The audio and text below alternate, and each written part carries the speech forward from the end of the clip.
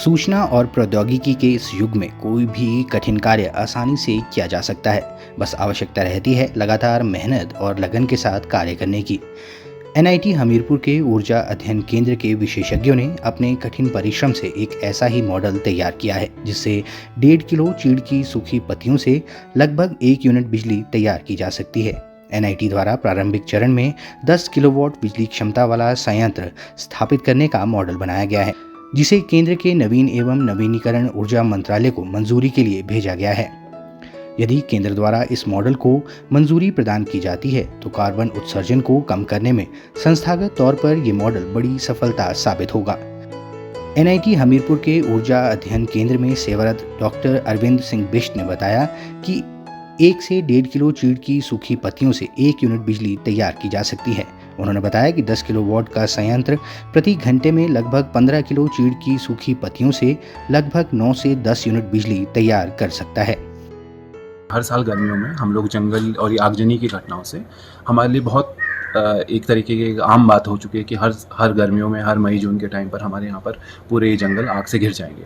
तो उसका जो मुख्य कारण है, बेसिकली इन आग लगने का जो मुख्य कारण है वो है इस चीड़ की पत्तियाँ, और इसको पाइन नीडल्स एक्चुअली हम लोग इंग्लिश में बोल देते हैं।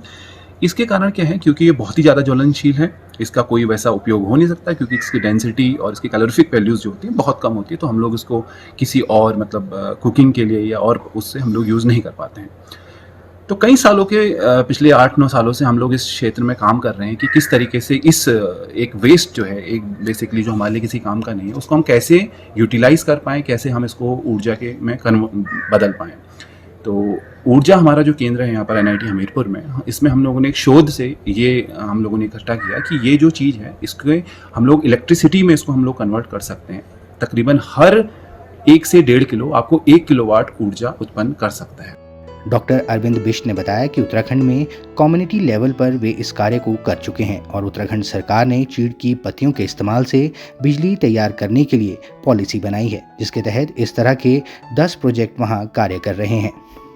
इसके परिप्रेक्ष्य में काफ़ी ऐसी चीज़ें हैं जिनको ध्यान में रखना बहुत ज़रूरी है। उसमें कई सारे ऐसे पैरामीटर्स हैं जिनको हम लोगों ने ध्यान में रखा है और वो ज़रूरी भी है अगर आप एक सतत विकास की बात करें तो उसमें जब हम लोगों ने देखा तो हमें एक लगा कि जो हमारा इन्वायरमेंटल कंसर्न है, सोशल इससे क्या चेंजेस हो सकते हैं वो हैं, हमारा इकोनॉमिकल इससे क्या ग्रोथ हो सकती है, हम लोगों ने उसको लगा, और टेक्नोलॉजिकली हम लोग बेसिकली कैसे इस चीज़ को इम्प्लीमेंट करेंगे वो हम लोगों ने इन 4 पैरामीटर्स पर इसको स्टडी किया।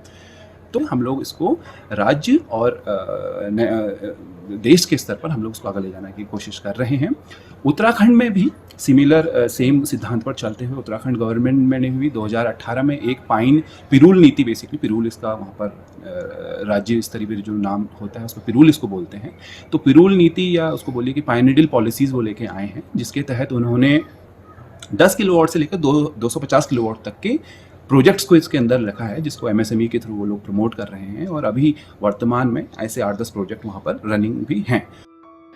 गौरतलब है कि हर वर्ष प्रदेश में लाखों की वन संपदा आगजनी की घटनाओं में जलकर राख हो जाती है।